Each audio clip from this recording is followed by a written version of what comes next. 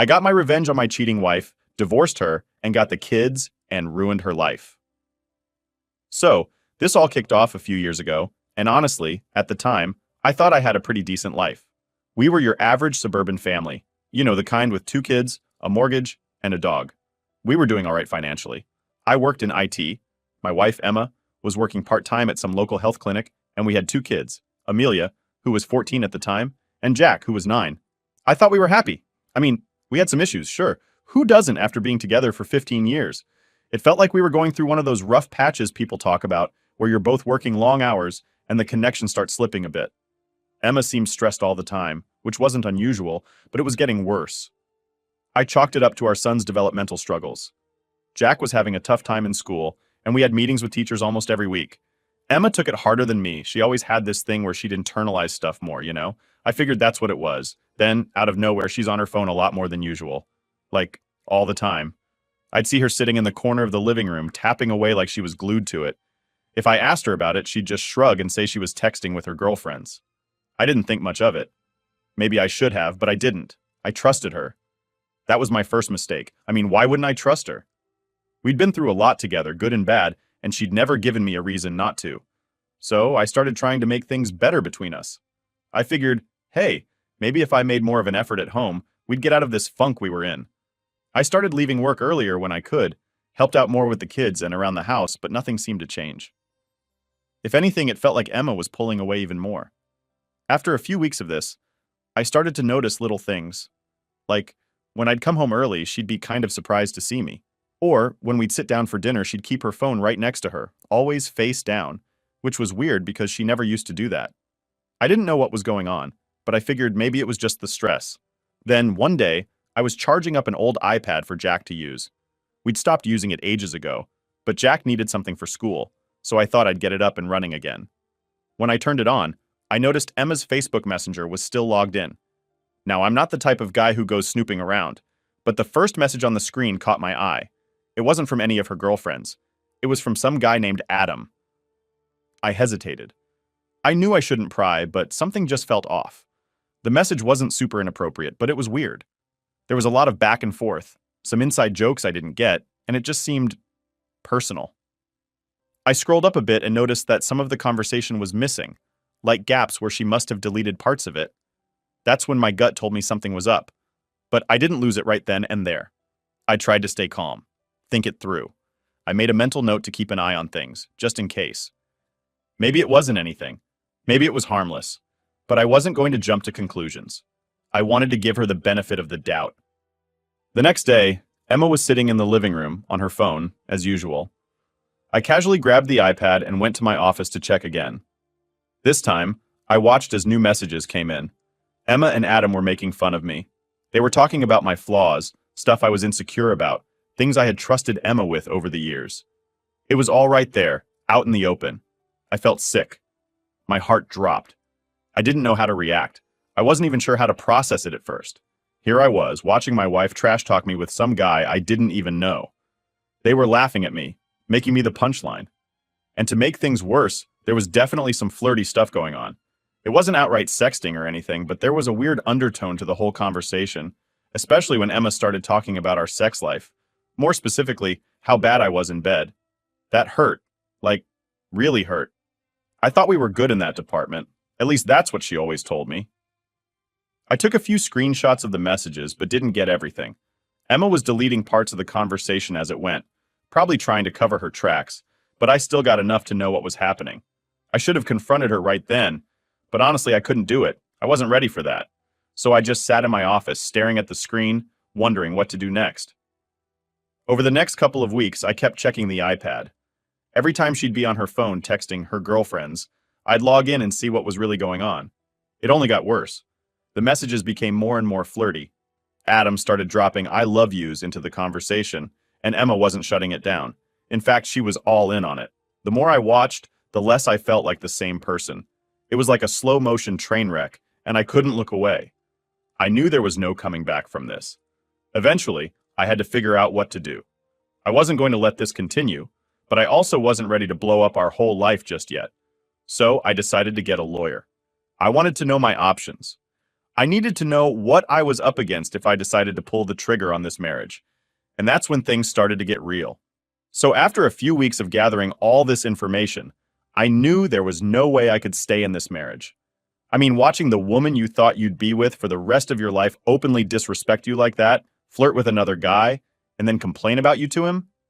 Nah, I was done. But I wasn't just going to blow things up right away. I needed a plan, and I needed to make sure that whatever happened next, I'd come out of this as clean as possible. For the kids, for my sanity, and yeah, a bit for revenge too. I knew I had to play it smart, so the first thing I did was meet with a lawyer. I didn't know a whole lot about divorce laws, but I needed to find out what I was up against. I wasn't going to go in blind. The lawyer was helpful, laying everything out for me, step by step. Turns out, the fact that I had those screenshots could play in my favor, but it wasn't a slam dunk. Adultery doesn't always mean you automatically win in court, especially when it comes to custody of the kids, but it could help when it came to things like division of property or alimony.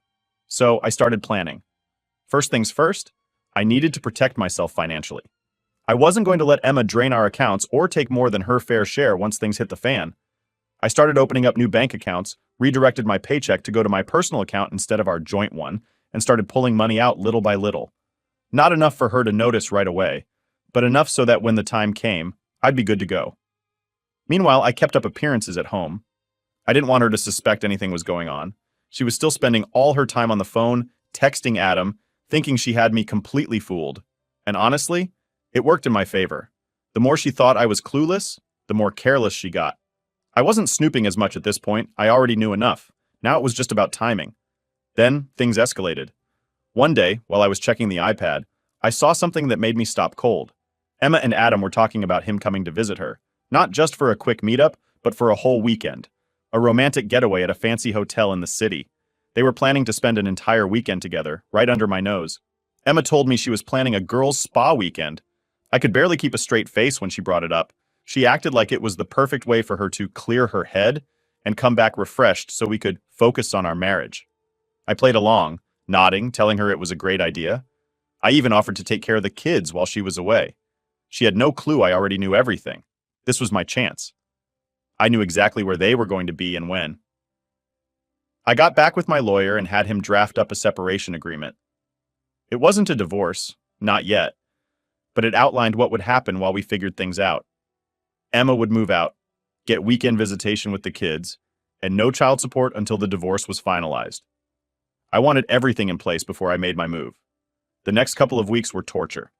Every day, I had to act like nothing was wrong, like I wasn't seething inside. She would leave her phone lying around, texting away, all while I was right there, pretending not to notice. But I kept my cool. I had to. I needed everything to go down just right. Finally, the weekend arrived. She packed her bags, kissed me on the cheek, and said, "I love you." I almost laughed. She had no idea what was coming. As soon as she walked out the door, I went to the bank. I withdrew half of the money from our joint accounts. Fair is fair, right? I left her half, but I wasn't about to let her take more than that. I closed out our money market account and got a cashier's check for her half, just to be sure everything was by the book. Then, I went to Office Max and printed out 75 pages of screenshots. I wanted her to see everything. I wanted her to know that I knew. After all that, I wasn't about to sit around at home waiting. I didn't want to be there when she came back. So I decided to go straight to the hotel. I knew where they were staying and figured I'd catch them in the act. When I got to the hotel, I was nervous. I won't lie. My hands were shaking, but I walked right up to the front desk and asked if I could use the phone to call Adam's room. The front desk lady didn't even blink. She dialed the room number, and after a couple of rings, Adam picked up. "Hello?" he said, sounding confused. I kept my voice calm. "Hey, can you send Emma down to the lobby?" There was a pause.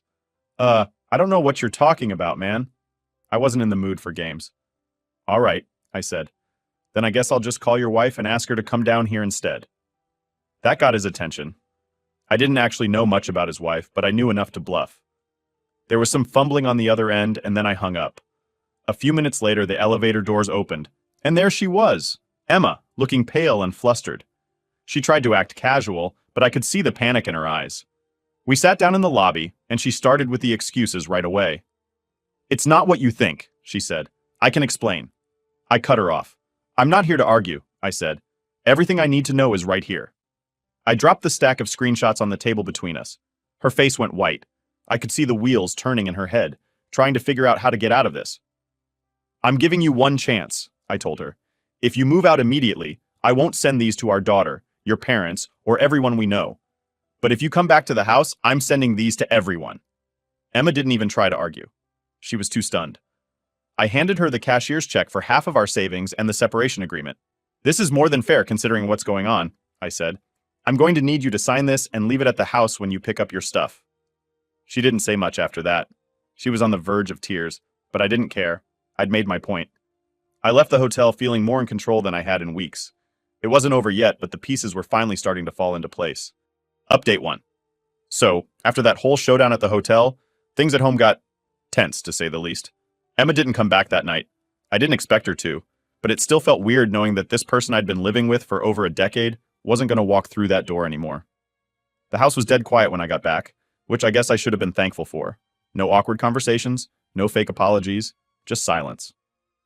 Over the weekend, Emma tried calling and texting me nonstop, probably looking for a way out of the mess she'd dug herself into. But I wasn't ready to deal with her just yet. I needed space to think things through, to figure out what was next for me and the kids. I kept the phone off most of the time, just letting her voice messages pile up. Every once in a while I'd check them, but it was all the same. We need to talk. I'm sorry. It's not what you think. But I already knew what it was, and I was done with hearing her excuses. By Monday afternoon, she'd finally accepted that I wasn't going to pick up, so she sent movers to the house to get her stuff. I had this huge knot in my stomach when they showed up. It felt real now, like everything we built together, gone just like that. But then, I remembered what she did, and I was able to keep my head straight. I didn't go out to watch them load up her stuff. Instead, I stayed in my office and let them do their thing. A little while later, she texted me saying she had signed the separation agreement and left it on the kitchen table. That's when it really hit me. It was done. She was gone. I took a deep breath, went into the kitchen, and there it was, her signature on the dotted line. I couldn't help but feel a weird mix of relief and sadness. I mean, yeah, I was angry and hurt, but there's something about the finality of it that just messes with your head. Everything we had, every memory, was now boiled down to this stupid piece of paper. We sat the kids down later that day to talk. It was the hardest conversation I think I've ever had. Amelia, my 14-year-old, was already going through that rebellious teenage phase, so she kind of just stared at us with that I don't care attitude. Jack, though, my 9-year-old, took it the hardest. He's always been more sensitive, so when we told him that mommy and daddy need some time apart, he immediately started tearing up. I felt like the worst person in the world sitting there watching their faces. But what else could I do? I wasn't going to drag them through some nasty, messy divorce. We kept the conversation simple. None of the details. Just that we still loved them, and this wasn't their fault. You could see they didn't buy it, though. Kids are smarter than we give them credit for. After that talk, things kind of shifted. Emma was gone, and I had the house to myself with the kids most of the time.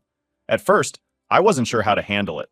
I mean, going from 2 parents in the house to just me felt strange. But slowly, I got into a routine. The kids stayed with me during the week, and Emma had them on weekends. I didn't fight her on that. It gave me the space I needed to figure things out. A week after she moved out, Emma wanted to have the talk. You know, the kind where they want to try and fix things. I didn't want to meet up, but I also felt like I needed to hear her out. So we agreed to sit down and talk at a coffee shop nearby.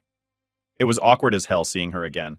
She looked tired, like she hadn't slept much since everything went down, but I wasn't exactly about to feel sorry for her.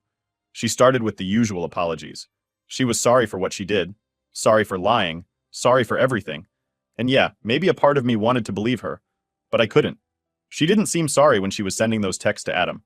She didn't seem sorry when she was planning that spa weekend. Then, she dropped to her knees in the middle of the coffee shop. I'm not kidding. She actually got down on her knees and begged me for another chance. She was crying into my lap, saying she wanted her family back, that she'd do anything to fix it. People were staring, and I honestly didn't know how to react. I told her to get up because it was embarrassing, but she kept on pleading. Part of me wanted to stand up, walk out, and leave her there. But instead, I told her the only way I'd consider moving forward was if she set up marriage counseling on her own and did all the work. I made it clear I wasn't moving back in with her, but that for the kids' sake, I'd let her be involved. She seemed to grab onto that small shred of hope like it was a lifeline. So that's how things went for the next few months. Emma would come over to the house 3 nights a week to cook dinner for the kids, help them with their homework, and do their laundry. I stayed out of the way for the most part, not wanting to deal with her, but she'd always save me a plate of food like nothing had changed. It was weird. One minute she's texting some guy behind my back, and the next she's in my kitchen acting like she's still part of the family. I wasn't having it, though. I knew where things were headed, and I wasn't about to let her back in just because she was suddenly playing house again. We also went to counseling, which was honestly a waste of time. Emma would spend most of the sessions crying and trying to figure out why she did what she did, while I just sat there playing the victim. I didn't have any intention of fixing things. I just needed time. Time to establish myself as the primary parent, and time to figure out what I wanted to do next. And here's the thing. I knew she was still holding on to hope that we'd get back together.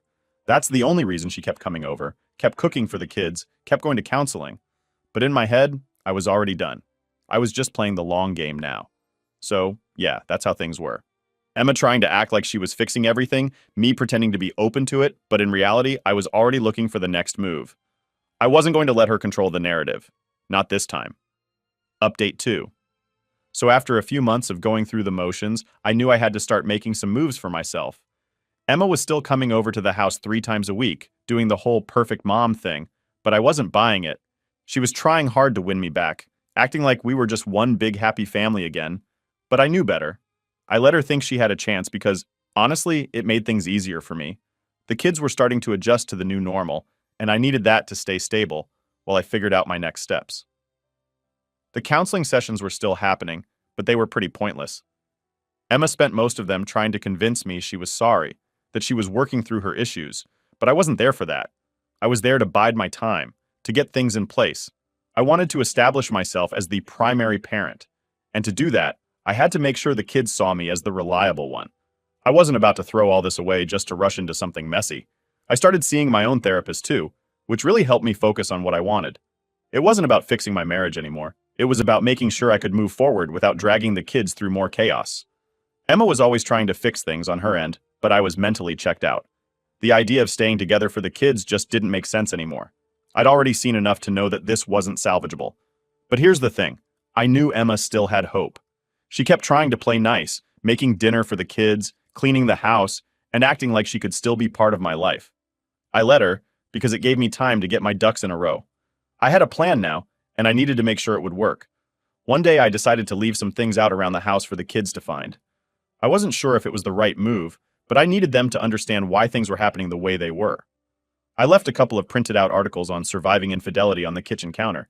Nothing too obvious, but not hidden either. I also left a Google search open on our shared computer about how to handle a spouse's betrayal. It was subtle, but I knew they'd see it. Sure enough, a few days later, my daughter Amelia came to me in tears. She'd found one of the articles and connected the dots. I hadn't planned on her finding it that soon, but when she did, I knew I had to handle it carefully. I sat her down and told her the truth. Not all the details, but enough for her to understand that her mom had made a mistake, and that's why things were different now. I reassured her that it wasn't her fault, and I'd always be there for her, no matter what. It wasn't long before Amelia's attitude toward Emma changed completely. She used to be a typical teenager, giving both of us attitude and pushing boundaries. But after she found out what her mom had done, it was like a switch flipped. She stopped talking to Emma unless she absolutely had to, and when she did, it was usually just to yell or get into some kind of argument. I could see it crushed Emma, but I wasn't about to step in and defend her. She made her bed, and now she had to lie in it. Jack, my son, wasn't as quick to pick up on things, but he followed Amelia's lead. He's always looked up to his sister, so when he saw her distance herself from their mom, he started doing the same. He didn't say much, but I could tell he was confused and hurt. I did my best to reassure him that everything would be okay, but I knew that no matter what I said, it wouldn't make it any easier for him. Watching your parents go through a separation is hard enough, but when you add betrayal into the mix, it just messes with a kid's head. A few months after that, we went to court for the custody arrangements. By this point, both kids were on my side. Amelia had made it clear she didn't want to live with Emma, and Jack, being the little shadow that he is, echoed her decision. I didn't pressure them. I wanted it to be their choice. But the way things had gone down, it wasn't surprising that they didn't want to spend much time with their mom. When it came time for them to make statements to the court, they both said they wanted to stay with me. Emma looked devastated, but what did she expect? The judge ended up awarding me primary custody of the kids, with Emma getting weekend visitation. It wasn't the worst outcome for her, but it was a win for me. I got to keep the house, and since I was working part-time at this point to take care of the kids, I was also awarded child support. It wasn't a huge amount, but it was enough to make things a little easier on me financially. Now, with custody settled and the divorce moving forward, I felt like I had finally gotten some control back over my life. Emma was still holding on to the idea that we could fix things someday, but I knew that was never going to happen. I had everything I needed: the house, the kids, and my freedom. I didn't want her back, but I wasn't going to flat out tell her that yet. I let her believe there was still a glimmer of hope, because it kept her from making things messy. The weekends when she took the kids were strange at first. I didn't know what to do with myself. The house felt empty without them running around, and I wasn't used to having so much time alone. But I quickly realized that this was my time to reset, to focus on me. I didn't waste it. I'd been through a lot by that point, more than I ever thought I'd have to deal with. But I was finally starting to feel like I could breathe again. The divorce wasn't finalized yet, but I knew it was only a matter of time. Emma still came over during the week to see the kids and keep up appearances. But the reality was that our marriage was over, and I was okay with that. Update 3. With the divorce finally moving forward, things started to settle down. I got in custody of the kids, Emma was paying child support, and I was living in the house. It wasn't perfect, but it was better than the chaos of the last few months. The kids were adjusting too. Amelia still wasn't talking to Emma much, and Jack had kind of followed suit, but I didn't push them one way or the other. I wanted them to feel like they had some control over the situation. After all, they didn't ask for any of this. Emma, though, she was still holding on to this fantasy that we might get back together someday. I didn't say anything to burst her bubble. Letting her believe that there was a chance made things easier for me. She came over a few nights a week, still doing the mom thing, still trying to act like everything wasn't falling apart. And I let her, because the longer she thought she could fix things, the less drama I had to deal with. But in my mind, I was already done. I had no intention of getting back with her. Ever. I just needed to keep things calm until the divorce was finalized and everything was legally squared away. One day, a few weeks after the custody ruling, Emma came over to have one of our talks. She always wanted to talk, always trying to figure out where we went wrong, how we could fix things. I was tired of hearing it, but I went along with it for the sake of keeping the peace. She was crying again, seemed like she always was these days, and saying how sorry she was, how she wished she could take it all back. That's when she dropped the line that really got me. "I still love you," she said. "I know we can fix this if we just try." Now, in my head, I was already out the door. But something about the way she said it, like she actually believed we could go back to how things were, just hit me wrong. I didn't want to play this game anymore. I was done pretending. So, I looked her in the eye and said, "I don't love you anymore." The room went dead silent. I could see the shock on her face. She wasn't expecting that, not at all. I guess I'd been playing the nice guy card a little too well. She thought I was still holding on to some hope, but I wasn't. Not even a little. "I'm sorry, Emma," I continued, "but you killed that part of me. There's no going back." For the first time since this whole mess started, I think she finally understood that it was really over. She didn't cry, didn't yell, didn't try to argue. She just sat there, staring at me like she couldn't believe what I'd just said. After a few minutes, she stood up and said, "Okay." Then she walked out the door without another word. I didn't expect it to go down like that, honestly. I figured there would be more of a fight, but I think she was just done. Like, hearing me say those words made her realize that whatever hope she had left was gone. Over the next few weeks, things started shifting. Emma stopped coming over as much. She'd still see the kids on weekends, but the midweek visits became less frequent. She wasn't trying as hard anymore, and I could tell she was finally letting go of the idea that we could fix things. Meanwhile, I was focused on building a new routine. I'd started working part-time, which gave me more time to be there for the kids and keep the house running smoothly. It wasn't easy, but it felt good to finally have some control over my life again. The chaos that had been swirling around for months was starting to fade, and I could breathe a little easier. One night, Amelia came to me with tears in her eyes. She had just gotten off the phone with her mom, and I could tell something was bothering her. I asked her what was up, and after a long pause, she finally said, "Mom wants to know why you won't forgive her." I wasn't sure how to answer that at first. Amelia was old enough to understand some of what had happened, but I didn't want to drag her into the messy details. So I just told her the truth, as simply as I could. "Sometimes people make mistakes that you just can't forgive," I said. "Your mom did something that hurt me really bad, and it's not something I can just get over. But that doesn't mean she doesn't love you, and it doesn't mean she's a bad person. We just can't be together anymore." Amelia nodded, but I could tell she was still struggling with it. I didn't push her to talk more, though. I knew she'd come to terms with it in her own time. Jack was handling things a little better. He was more focused on school and his friends than the drama between me and Emma, which was probably for the best. As the weeks went by, Emma and I communicated less and less. Everything was starting to feel more normal, at least as normal as it could be under the circumstances. The divorce was nearly finalized, and once that was done, I knew we'd both be able to move on. Then, one afternoon, I got a text from Emma. It wasn't the usual "we need to talk" text. It was short and to the point. "I'm filing the papers today." And just like that, it was done. The divorce was official, and I felt this strange mix of relief and sadness. I mean, I was glad it was over, but at the same time, there was a part of me that was mourning the loss of what we had. It wasn't just the end of a marriage. It was the end of a life I'd built with someone I thought I'd spend forever with. But now, that life was gone, and I had to figure out what came next. In the end, things worked out the way they needed to. The kids were with me, the house was mine, and I had a fresh start ahead of me. Emma and I would still have to co-parent, but at least now we could do it without the weight of our broken relationship hanging over us. I'm not going to say it was easy. Divorce never is. But sometimes, you have to let go of the past to build something better for yourself and your kids. And that's what I was planning to do. So, after the divorce was officially finalized, things started looking up for me. I got the house, the kids, and my life back on track. I wasn't expecting things to turn out this good for me, to be honest.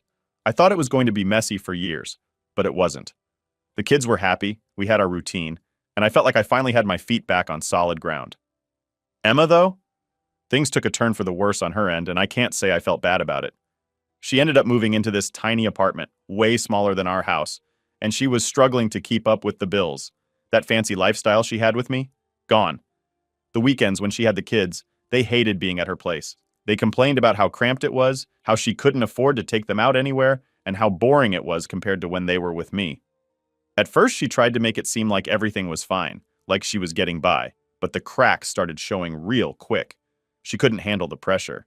The kids started pulling away from her more and more, and every time she had them for the weekend, they'd come back telling me how miserable they were over there. I never badmouthed her in front of them, but I wasn't about to sugarcoat things either. They saw the difference themselves. Then word got out about what happened. Turns out some people at her job found out about her affair with Adam, and it didn't go over well. The clinic where she worked had a reputation to uphold, and Emma being caught up in all that drama didn't fit with the image they wanted to present. She wasn't fired outright, but she was encouraged to leave, and she ended up having to find a lower-paying job elsewhere. That fancy part-time gig she used to brag about? Gone. Now she was stuck working long hours, and it still wasn't enough to keep her afloat. Meanwhile, I had more time with the kids, more time to focus on my life, and yeah, more freedom too. On the weekends when they were with Emma, I did my own thing. I started dating again, not seriously at first, but it was nice to get out there. And let me tell you, I wasn't struggling to meet people. I kept things low-key for the kids, but I was enjoying my newfound freedom. Emma, though, she was still stuck in that tiny apartment, barely making ends meet. She tried reaching out to me a few times, asking for help, hinting at wanting to talk again, but I wasn't interested.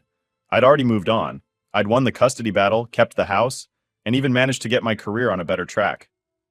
Emma was just a memory now, one I wasn't too keen on revisiting. In the end, it worked out better for me than I ever could have imagined. I had the life I wanted, and Emma was left to deal with the mess she created.